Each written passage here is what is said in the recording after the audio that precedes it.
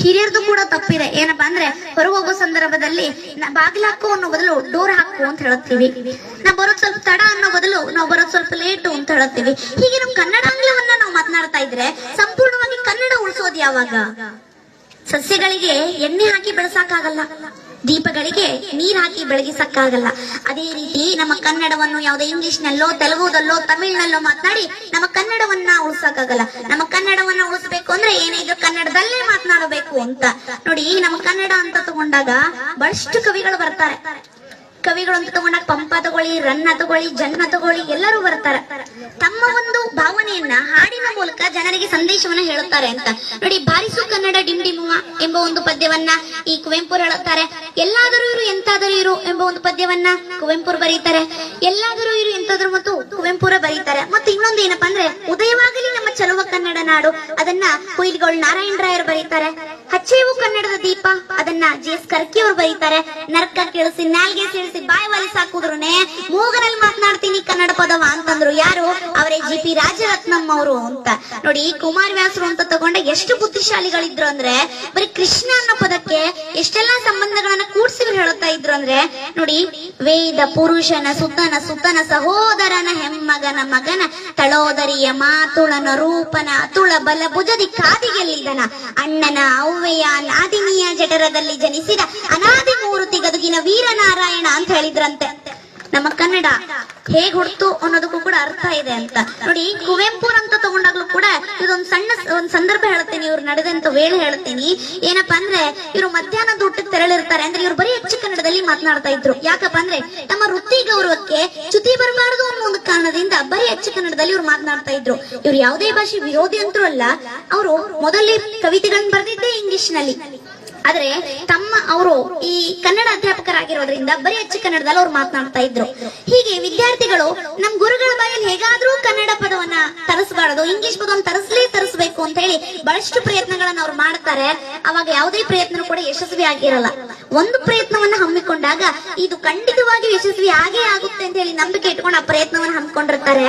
ಆ ಪ್ರಯತ್ನ ಯಾವುದು ಅಂದ್ರೆ ಈ ಮಧ್ಯಾಹ್ನದ ಊಟಕ್ಕೆ ಕುವೆಂಪು ಹೊರಗೆ ತೆರಳಿರುವಾಗ ಈ ತರಗತಿಯಲ್ಲಿರುವಂತ ಎಲ್ಲಾ ಲೈಟ್ಸ್ ಗಳನ್ನ ಆನ್ ಮಾಡಿ ಕೂತಿರ್ತಾರಂತೆ. ಲೈಟ್ಸ್ ಆಫ್ ಮಾಡು ಅನ್ನೋದು ಇಂಗ್ಲಿಷ್ ಪದ ಆಗುತ್ತೆ. ಲೈಟ್ಸ್ ಯಾರು ಹಚ್ಚಿದೀರಿ ಅನ್ನೋ ಒಂದು ಪದಾನು ಇಂಗ್ಲಿಷ್ ಆಗುತ್ತೆ.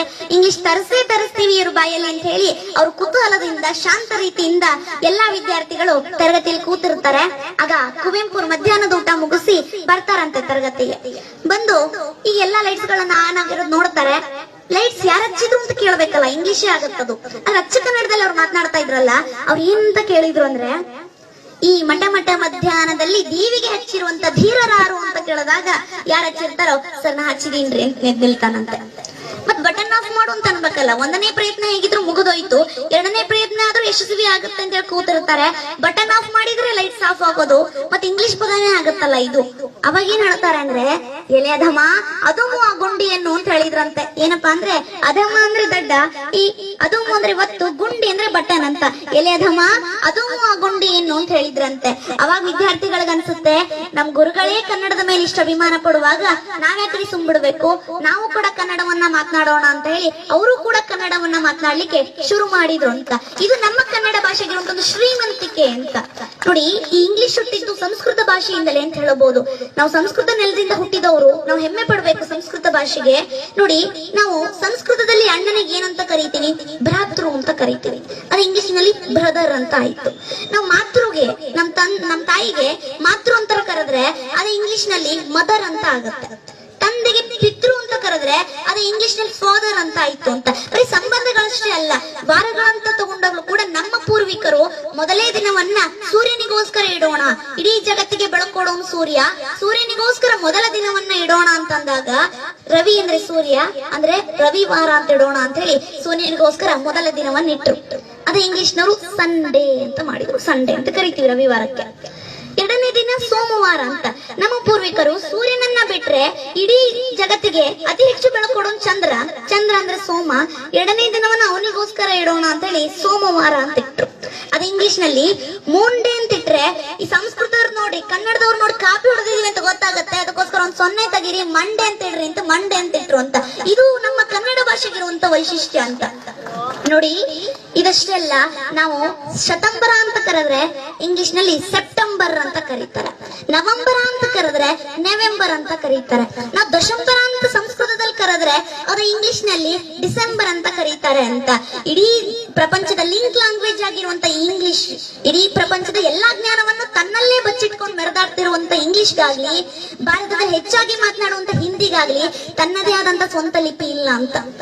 ಇಂಗ್ಲಿಷು ಲ್ಯಾಟಿನ್ ಲಿಪಿಯನ್ನ ಬಳಸ್ಕೊಂಡು ಬರೆದ್ರೆ, ಹಿಂದಿ ದೇವನಾಗರಿ ಲಿಪಿಯನ್ನ ಬಳಸ್ಕೊಂಡು ಬರೀತಾರೆ. ಆದ್ರೆ ನಮ್ಮ ಕನ್ನಡ ಇದೆಲ್ಲದರ ನಡುವೆ ತನ್ನದೇ ಆದಂತ ಸ್ವಂತ ಲಿಪಿಯನ್ನಿಟ್ಟು ಅಗ್ರಪಂಕ್ತಿಯಲ್ಲಿ ನಿಲ್ಲುತ್ತಲ್ಲ, ಇದು ನಮ್ಮ ಕನ್ನಡದ ವೈಶಿಷ್ಟ್ಯ ಅಂತ. ಕನ್ನಡ ಒಂದು ಅಕ್ಷರ ಹುಟ್ಟಬೇಕು ಅಂದ್ರೂ ಅದರಿಂದ ದೊಡ್ಡ ನಿಯಮ ಇದೆ ಅಂತ. ಹೊಟ್ಟೆಯಿಂದ ಏನು ಉಸಿರು ಹೊರಗಾಗ್ತೀವಲ್ಲ ಆಗ್ಲೇ ಅಕ್ಷರಗಳು ಹುಟ್ಟುತ್ತವೆ. ಅ ಆ ಇ ಈ ಊರು ಎ ಎ ಐ ಒ ಓ ಔ ಅಂತ ಹೇಳ್ಬೇಕಾದಾಗ ನಮ್ಮ ಹೊಟ್ಟೆಯಲ್ಲಿರೋ ಉಸಿರನ್ನ ಹೊರಗೆ ಹಾಕುವಾಗ ತಡೆಯುವಂತ ಯಾವುದೇ ರೀತಿ ವ್ಯವಸ್ಥೆ ಇರೋಲ್ಲ. ಸುಮ್ನೆ ಹೊರಗೆ ಬಂದ್ಬಿಟ್ರೆ ಸಹಜವಾಗಿ ಸ್ವರ ನಿರ್ಮಾಣ ಆಗುತ್ತೆ ಅಂತ. ಎರಡನೇದಾಗಿ ಬರುತ್ತೆ ವ್ಯಂಜನಾಕ್ಷರಗಳು. ಕ ಕ ಗ ಗ ಂಗ ಅಂತ ಹೇಳುವಾಗ ಹೊಟ್ಟೆಯಲ್ಲಿರೋ ಉಸಿರನ್ನ ಕಂಠದ ಆಳದಲ್ಲಿ ತಡೆ ಹಿಡಿತೀವಿ, ಕ ಕ ಗ ಗ ಂಗ ಆಗುತ್ತೆ. ನಾಲ್ಗೆ ತುದಿಯನ್ನ ಮುಂಭಾಗಕ್ಕೆ ಎತ್ತಿ ಅಲ್ಲೇನಾದ್ರೂ ಉಸಿರು ತಡೆ ಹಿಡಿದು ಹೇಳಿದ್ರೆ ಚ ಚ ಜ ಜನ್ಯ ಆಗುತ್ತೆ. ನಾಲ್ಗೆಯನ್ನ ಹೊಳಿಸಿ ತುದಿಯ ಒಳಭಾಗಕ್ಕೆ ಹೊಡೆದು ಅಲ್ಲೇನಾದ್ರೂ ಉಸಿರು ತಡೆ ಹಿಡಿದು ಹೇಳಿದ್ರೆ ಟ ಟ ಡ ಡ ಣ ಆಗುತ್ತೆ. ನಾಲ್ಗೆನ್ನ ಹಲ್ಲಿಗೆ ಒತ್ತಿ ಅಲ್ಲೇನಾದ್ರೂ ಉಸಿರು ತಡೆ ಹಿಡಿದು ಹೇಳಿದ್ರೆ ತ ತ ದ ದ ನ ಆಗುತ್ತೆ. ಹೊಟ್ಟೆಯಲ್ಲಿರೋ ಉಸಿರನ್ನ ಹೊರಗೆ ಹಾಕುವಾಗ ಎರಡು ತುಟಿಗಳು ಅಡೆತಡೆ ಮಾಡಿದ್ರೆ ಪ ಪ ಪ ಪ ಮ ಆಗುತ್ತೆ ಅಂತ.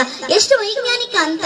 ಕಂಠದ ಆಳದಿಂದ ಶುರು ಮಾಡಿ ತುಟಿಯವರೆಗೂ ಗಾಳಿಯನ್ನ ತಡೆಯೋ ಒಂದೊಂದು ಜಾಗದ ಮೂಲಕ 5 ಅಕ್ಷರಗಳೇನು ಹುಟ್ಟುತ್ತಾವಲ್ಲ, ಅದು ನಮ್ಮ ಕನ್ನಡದ ವೈಶಿಷ್ಟ್ಯ ಅಂತ.